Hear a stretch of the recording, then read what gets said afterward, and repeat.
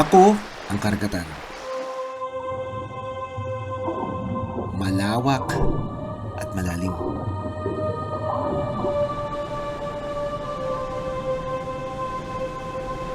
Sa aking laki, halos balutin ko ang mundo ng aking lakas. Kaya kong ibigay ang kailangan nyo sa paghinga para mabuhay.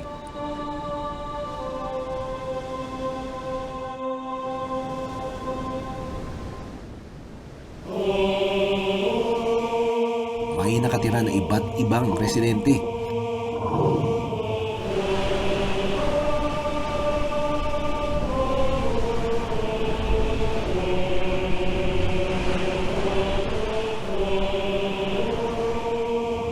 Mula sa pinakamaliit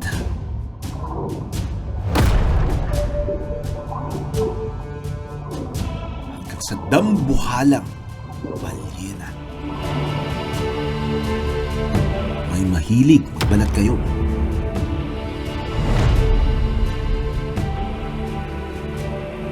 Maging ang mga pating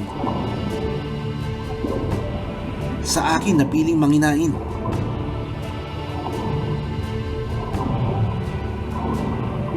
May malawak akong bahura.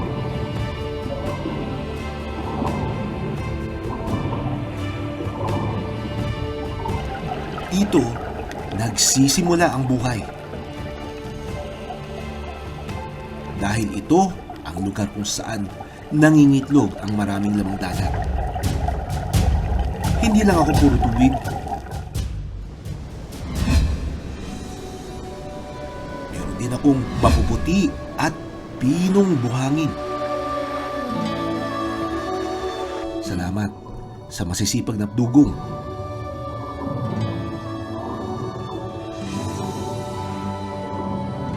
Sila ang mga magsasaka ng dagat na nagpapayabog sa ilalim.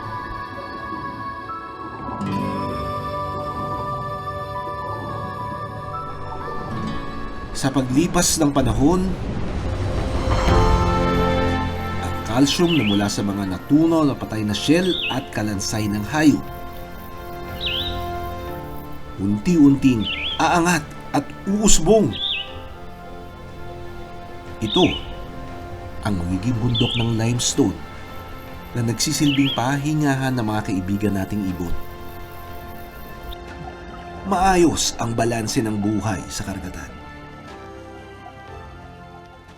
Pero nang makilala ko ang mga tao, malaki ang nagbago.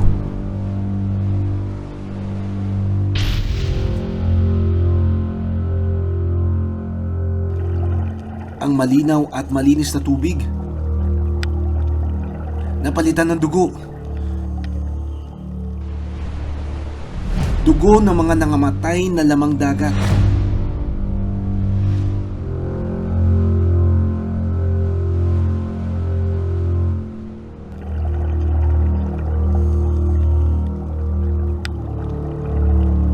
Ang mga bahura, ganito nang itsura ngayon.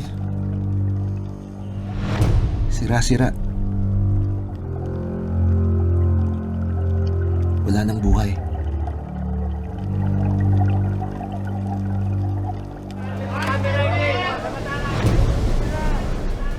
Pinatay ang walang kalaban-laban ng mga pating.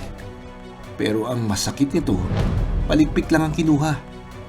Noong nangyari? Kapag tuluyang naubos ang aking mga isda, lahat kayo ay magugutom. May karamdaman ako ngayon. Tila, nilalagnat ako sa sobrang init ng panahon.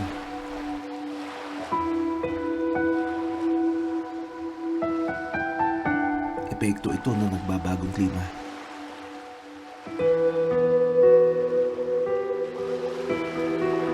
Pero hindi ako mawawala ng pag-asa.